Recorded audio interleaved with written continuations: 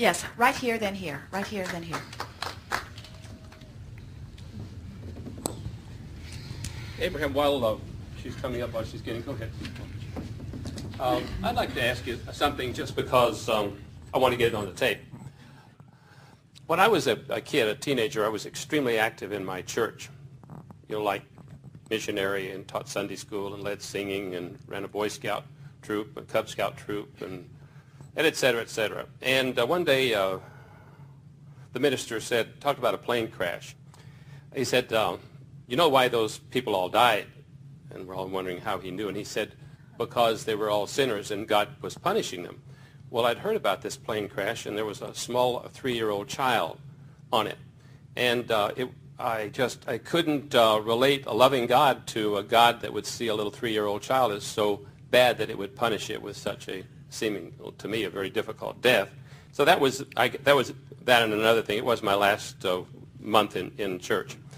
Because I just couldn't correlate a loving God with a God that would be that cruel. And so a question that I asked you right in the beginning of this, and I'd like you to answer just to have it on tape.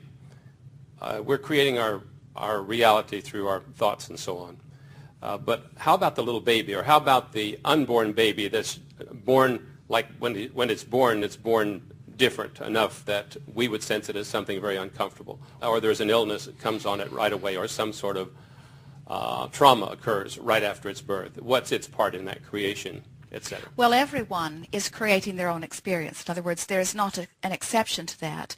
Sometimes as you are having an experience that is different than what you think you would choose, you assume that you are miscreating or that someone else may be asserting it into your experience. When you see someone having an experience that you would not choose for yourself, the common response to that is somebody did something wrong. In other words, as Abraham is teaching it, the common thought would be, well, they must have been offering a vibration that was inappropriate. Or in the mind of your minister, he is saying they must have been doing something that is wrong, so someone who had power of assertion brought it into balance. And what we would say to you is that everyone that is living anything is always living the perfect vibrational match to whatever it is that they're offering. The question that then comes to mind here is, well, did these people want something different than they got? Did they have a vibration of desire that was different than their vibration of belief, and so they killed themselves in the plane crash even though it was not something that they wanted? Or was the plane crash a vibrational match to something that they did want? And we say there was some of all of that going on. In other words, we are not saying to you in this science of deliberate creation, as we say the universe is responding to your vibration, we're not saying to you that you are in every case getting exactly what you are saying you are wanting, but we are saying in every case you are getting exactly that which you are offering vibrationally. In order to understand how all of that fits into the greater scheme of things, you must first accept that you are eternal beings and that there is no risk factor involved here. In other words, this death thing that you all talk about is such a troubling, worrisome thing. You say, death is a bad thing. You warn your children about it almost as soon as they are born. You say, watch out, this could kill you. You give it to the people that you despise the most in your society. You give them the death penalty. And so there is a premise within your question, even that began way back there when you first acknowledged that plane crash, that goes something like, death is an inappropriate thing. Death is something that we should not want.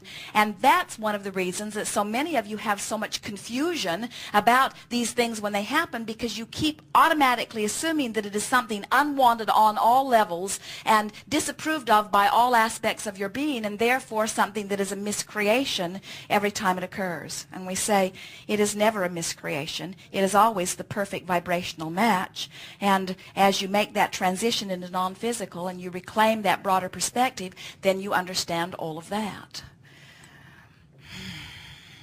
You give this being that you call God all kinds of raps and responsibility that no one in the universe should have to bear. In other words, you ask a being to sort everything out and make all of those decisions, and we say to you, you are an extension of that energy, and that job or that assignment, or if you want to use the word, that responsibility, is shared by the individual aspects of that which you are calling God.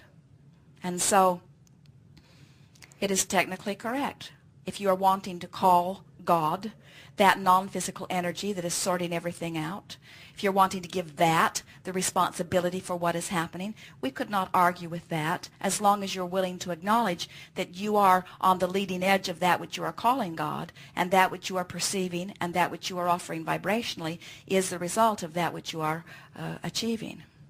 I think my concern was the punishment factor, that a child that little could have sinned so badly that a God would punish it. Well, I think that was what threw me the most. Well, of course, that is ridiculous. But the thing that we are wanting you to hear is that the struggle that most of you have within that is your assumption that this death that this child experienced was such a bad thing that something has gone terribly, terribly wrong. And what we're wanting you to understand is that nothing has gone terribly wrong. So even a benevolent, loving God like the one you are wanting to believe in could have been part of all of that, because the death thing isn't what you all think it is anyway, you see. We'll talk more.